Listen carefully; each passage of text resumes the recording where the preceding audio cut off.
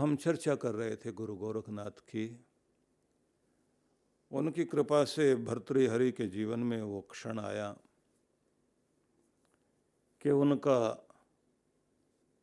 अंतःकरण परमेश्वर से जुड़ा। बहुत प्रेमी व्यक्ति थे, अपनी प्रजा को बहुत प्यार करते थे, अपने भाई को विक्रम को बहुत प्यार करते थे। अगर भर्तृहरि राम बन गए थे तो लक्ष्मण बनकर विक्रम ने भी बहुत साथ निभाया। उनके सैन्य संचालन से लेकर के उनके समस्त कार्यों में बहुत शक्ति पुंज बनकर वो काम करते रहे विक्रम। लेकिन राजा का ध्यान जो अपनी छोटी रानी पिंगला के प्रति बहुत अधिक आसक्ति थी, तो बहुत तेज चतुर चालाक उस महिला ने जिस तरह से प्रशासन में पकड़ बनाई, राजा को धोखे में रखा, उसका परिणाम ये हुआ कि राजा अपने अंतपुर से लेकर और अपनी छोटी सी दुनिया में सिमट कर रह गए। विक्रम को पता लगा कि घर में कुछ गलत चल रहा है। उसने भाई को डरते डरते सूचना दी कि वफादारी में कमी है आपकी छोटी रानी की, उसका ध्यान कहीं और है। और जैसे ये सूचना दी गई तो भाई को कुछ बात तो समझ में आई, लेकिन चालाक लोग हर समय दूसरों की खबर रखते हैं। पिंगला रानी ने अपनी दूतियों से खबर ले ली कि शिकायत की गई है। उसने नाटक आकर किया, रोना धोना शुरू किया कि मैं आपसे छिपा रही थी, आपके भाई की नज़र गलत है मेरी तरफ, उल्टा भड़का दिया।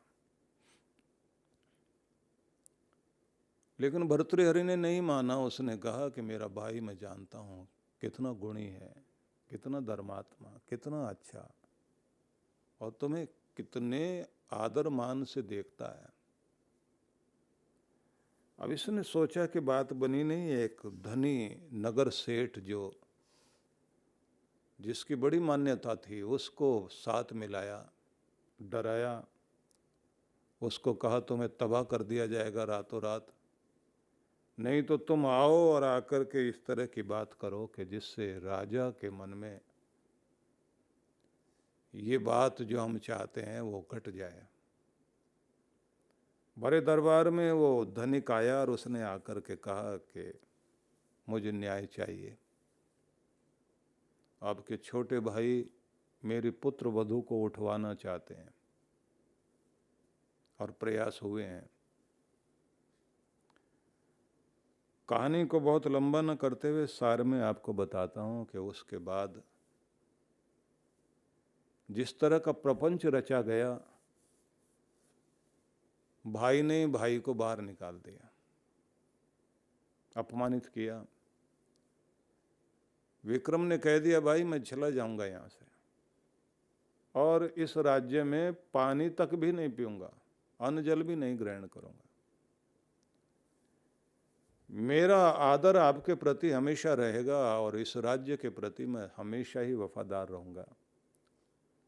लेकिन एक आखिरी निवेदन है कि आप आंख खोलकर और अपने सभी गुप्तचर विभागों से और अपनी बुद्धिमत्ता से एक बार इस विषय की सच्ची जानकारी जरूर लेना। जिस दिन आपके पास सच्चाई पहुंच जाएगी उस दिन आप, भले ही मैं यहाँ आऊँ ना आऊँ, लेकिन आपके मन से अपने भाई के प्रति जो है, जो आपके लिए कभी सपने में भी गलत नहीं सोच सकता, उसके बारे में आया हुआ कुछ भी गलत ख्याल विचार वो जरूर हटेगा। लेकिन गुस्से में था भर्तृहरि। उसने कहा बस निकल जाओ बाहर यहाँ से। चला गया वो तो। कांटा दूर हो गया तो उसके बाद बहुत तरह के नाटक हुए, राजा को पूरी तरह वश में कर लिया गया। और उसके बाद वो घटनाएं घटी जिसके संबंध में आप सब लोगों को मैंने कल बताया था कि फिर गुरु गोरखनाथ का प्राकट्य हुआ, जिन्होंने वो फल दिया। और उस फल के कारण ही भर्तृहरि के जन्मों जन्मों की तपश्चर्या का ही परिणाम था कि उनकी जिंदगी में वैराग्य घटा, कि राज्य पाठ छोड़ करके निकले और उन्होंने अपने मंत्रियों को कहा कि ढूंढो मेरे भाई को, राज्य पाठ वो संभालेगा। उससे समर्थ व्यक्ति इस राज्य को, उज्जैनी नगरी को, इस मालवा साम्राज्य को दूसरा नहीं कोई मिल सकता। मालवा साम्राज्य अद्भुत था। दिन में कितनी भी गर्मी पड़ती हो, लेकिन वहाँ सांझ होते ही न जाने क्या होता है, एकदम शांति उतर आती है उस जगह पर। महाकाल का स्थान है। क्षिप्रा नदी पर उसके तट पर जाकर के गुफा में साधना की भर्तृहरि ने, और इधर वन में तप करते करते और जगह जगह अपने आप को तपस्या से, अपनी शक्ति से, जिस व्यक्ति ने अपनी शक्तियां जगाई थी, महामृत्युंजय का जाप किया था, ये परिवार शिव उपासक रहा है। और भर्तृहरि ने आखिर तक शिव को ही माना। शिव के प्रति बहुत अगाध श्रद्धा थी, लेकिन उनके प्रभाव को हम ये मान सकते हैं कि वही विक्रमादित्य बनकर मालवा साम्राज्य को जिस ऊंचाई तक लेकर गए। फिर हम लोगों ने देखा है एक विक्रम संवत शुरू हुआ, वक्त दो भागों में बट गया। इतिहास ने एक नई करवट ली। विक्रमादित्य से पहले का काल और विक्रमादित्य के बाद का समय एक नई शक्ति लेकर भारत की संस्कृति, सभ्यता और धर्म का ऊंचा ध्वज, ऊंचा केतु संसार में लहराया। तपस्या करने वाला यह महामना तपस्या की और गुरु से दीक्षा लेने के लिए पहुंचा और कहा, महाराज अब दीक्षा दो मुझे। 12 साल हो गए तप करते हुए। और कहते हैं कि गुरु गोरखनाथ के शिष्यों ने कहा कि महाराज, जो भोग विलास में रहा हो, जिनके घर में हर दिन के लिए रसोइया एक अलग था, अलग अलग तरह के व्यंजन बनते थे, और जहाँ पर साधुओं को, साधना करने वाले योगियों को षड रस, सारे रस एक जगह मिला के खाने होते हैं। जिसके घर से जो कुछ आ गया सबको उठाओ, एक में मिलाओ और खाओ। जो अंदर जाकर मिलेगा वो पहले मिला लो। स्वाद को भंग करो, लेकिन स्वास्थ्य को साधो, प्राण को साधो, दोनों स्वर को सम करो, मन को स्थिर करो। संसार के समस्त प्रलोभन, आकर्षण लेकर के आएंगे, माया का प्रभाव आएगा, उसको तोड़ करके आसन बिछाकर जो बैठ सके, उसी की साधना सफल होगी। तो ये महाराज आपके नाम को भी कहीं कलंकित न कर दे, क्योंकि स्वाद वाला व्यक्ति है। फिर जिसके घर में इतना कुछ नाच, रंग, गाना और इतना जो वासना में डूबा रहा, वो व्यक्ति कब जाकर उसके अंदर का विकार जाग जाए। जिसको नरम गद्दों में सोने की, मखमली आसनों के बीच में रहने की आदत, सुगंध के वातावरण में रहने का मौका मिले, उसे जो है अगर कहीं दुर्गंधित वातावरण के बीच से और कठोर कांटों के बीच से जिंदगी गुजारनी पड़े, तो महाराज उसका तो ध्यान भटक जाएगा। क्योंकि व्यक्ति के चेतना को बहकाने के लिए भगवान ने पहले ही शरीर के अंदर 5 रास्ते दिए हैं। प्रत्येक व्यक्ति को त्राटक साधने के लिए अपने चेतना को केंद्रित करना होता है। आँख से रूप जो है चलकर आता है आकर्षित करने के लिए, और जो व्यक्ति उस रूप को वहीं नियंत्रित करते हुए उस रूप में परमात्मा के स्वरूप का दर्शन करने लग जाए, कल्याण तो उसका होता है। मधुर ध्वनियाँ, अनुकूल ध्वनियाँ सुनने के लिए व्यक्ति उत्सुक रहता है, लेकिन उन ध्वनियों में जो, उस ध्वनि में, उस आवाज़ में जो परब्रह्म परमेश्वर का नाद सुनने लग जाए और चित्त जिसका स्थिर हो जाए, वही तो वहाँ पहुँचता है भगवान की तरफ। हवाएं आती हैं स्पर्श करने के, दुनिया के सारे सुख जितने भी हैं उन सब का भोग भोगने के लिए हमारी इंद्रियां ही काम करती हैं। और सबसे बड़ी इंद्रिय हमारे शरीर में है त्वचा, जो पूरे शरीर में फैली हुई है। सुखद स्पर्श के लिए लोग पागल रहते हैं। तो महाराज, जिसने इस तरह के विषय भोगों में अपनी जिंदगी बिताई हो, वो व्यक्ति उस स्पर्श से वंचित कैसे रहेगा? लेकिन जिसको परमात्मा की कृपा का स्पर्श मिलता हो और अपने ध्यान को अंदर समेट कर भगवान के गंधर्व लोक में, जहाँ पर नाद गूंज रहा है, सुखद समीरण चल रहा है, जहाँ पर परमात्मा की कृपा की किरणें उसे छू रही हैं, वहाँ स्थिर हो जाए तो ही उसका कल्याण होता है। लेकिन भर्तृहरि तो ये नहीं कर पाएंगे। और महाराज, आपका जो ये संसार है, इसमें व्यक्ति को गंध सुगंध बड़ी प्रभावित करती है। वासना में भी गंध जो है वो व्यक्ति को अलग अलग सुगंध होती हैं, अलग तरह की गंध होती हैं जो उसको अपनी तरफ खींचती हैं। पूरे जीव जड़ चेतन में गंध आकर्षित करती है। तो जो इतने सारे तेल फुलेल के बीच में रहा हो व्यक्ति भटक जाएगा। उस व्यक्ति को तो सारे संसार के सुगंधों को ध्यान में रख करके, जिसके अंदर से सत्यम शिव सुंदरम के अंदर से ये सुगंध प्रकट होती है, उसमें अपने आप को केंद्रित करना होता है। तो ये तो नहीं कर पाएंगे। आप इनकी परीक्षा लीजिए, और यदि दिखाई दे कि ये आपकी दीक्षा के लायक हैं, क्योंकि जगा तो दिया,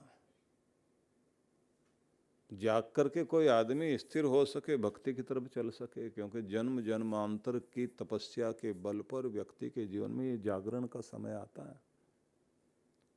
कठोपनिषद में आता है ना कि जब नचिकेता को यम ने कहा था कि जाग, उत्तिष्ठ था और उठ, जागृत जागृत हो, उत्तिष्ठ जागृत, प्राप्य वरान निबोध था। जो प्राप्त करने योग्य है उसे जान, किसको जान पाने के लिए दुनिया में है। और समझ ये जिंदगी का रास्ता कितना कठिन है। क्षुरस्य धारा निशिता दुरत्या, छुरे की धार की तरह है ये जिंदगी का रास्ता, ये पथ। जितना संतुलित होकर सीधा होकर चलेगा, यात्रा में पहुंच जाएगा, लक्ष्य पा जाएगा। नहीं तो हिल डुल गया तो कट के गिर गया। यही तो साधना है महाराज। तो आपका शिष्य बनना आसान बात तो नहीं है, क्योंकि गुरु व्यक्ति की जिंदगी में पूरी तरह उतर सके तो उसके लिए व्यक्ति को उतना पात्र तो बनना पड़ेगा। गुरु गोरखनाथ ने कुछ नहीं कहा, क्योंकि वो जानते थे कि इस व्यक्ति की तपस्या एक जन्म की नहीं, जन्मों जन्मांतरों की है। इस पर कृपा तो पहले प्रभु ने की भी है।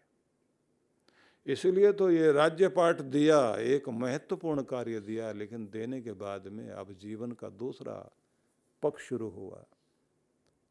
हर जीवन के अंदर कृष्ण पक्ष और शुक्ल पक्ष दोनों चलते हैं। हर महीने में दोनों आते हैं।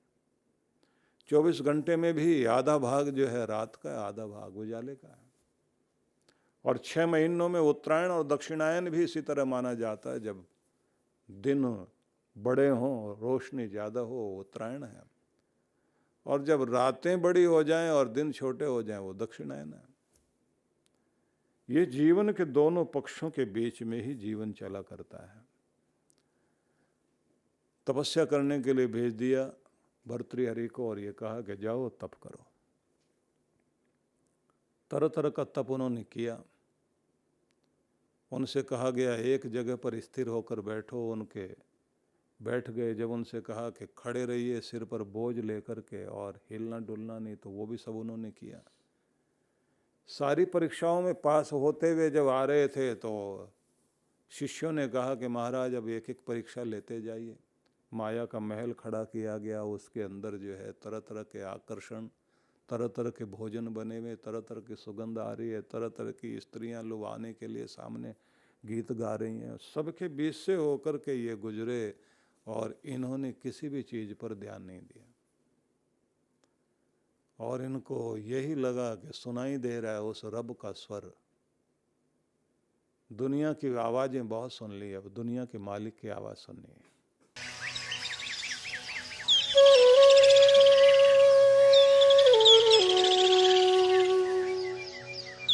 भारतीय संस्कृति यज्ञ की संस्कृति है और इस संस्कृति में सब कुछ प्राप्त करने के लिए यज्ञ करने का विधान माना गया है।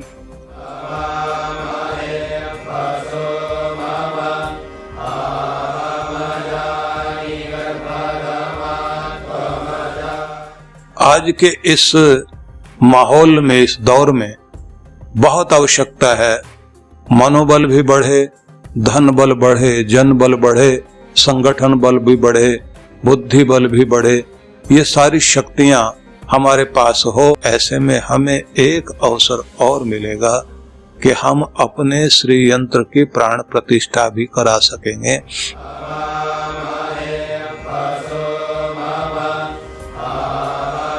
कहा गया है स्वर्ग कामो यजेत, स्वर्ग के कामना वाले व्यक्ति को यजन करना चाहिए। और यज्ञो वै विष्णु, भगवान का रूप ही यज्ञ है। आहुति दी गई, भगवान को प्राप्त हुई, भगवान प्रसन्न हुए और आपने प्रार्थना की, उन्होंने तथास्तु कहा तो आपका काम बन गया। तो सभी के लिए बहुत बहुत मंगल कामनाएं। आमंत्रण स्वीकार कीजिए और आप पधारिए।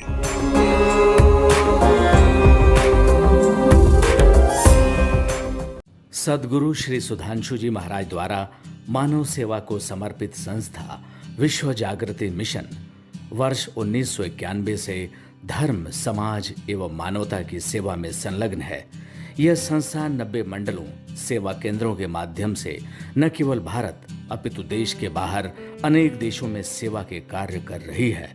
संस्था की स्थापना से लेकर अब तक विगत 30 वर्षों में जहां लोगों को सन्मार्ग पर प्रेरित करने के उद्देश्य से गुरुवर ने 7000 से अधिक प्रवचन दिए हैं, वहीं देश के राज्य की राजधानियों व प्रमुख नगरों में लगभग 40 आश्रम, 25 मंदिर, सत्संग भवन व ध्यान साधना केंद्रों का निर्माण हुआ है।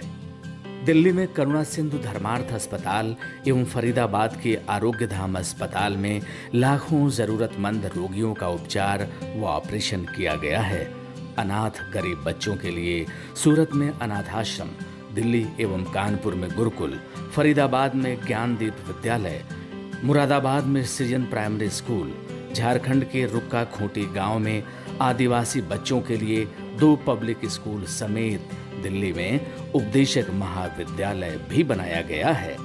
इन शैक्षणिक संस्थाओं में लगभग 2500 बच्चों को शिक्षित व संस्कारित किया जाता है।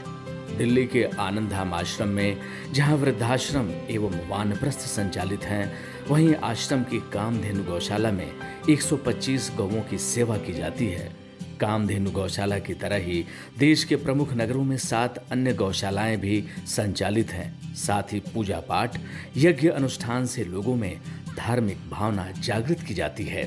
ओम अग्नये सप्तजिह्वाय स्वाहा, ओम अग्नये हव्यवाहनाय स्वाहा, ओम अग्नये शोधनजाताय स्वाहा। गरीब जरूरतमंद महिलाओं को सक्षम बनाने के लिए जहां कई तरह के प्रशिक्षण दिए जाते हैं, वहीं गरीब कन्याओं के विवाह में सहयोग भी किया जाता है।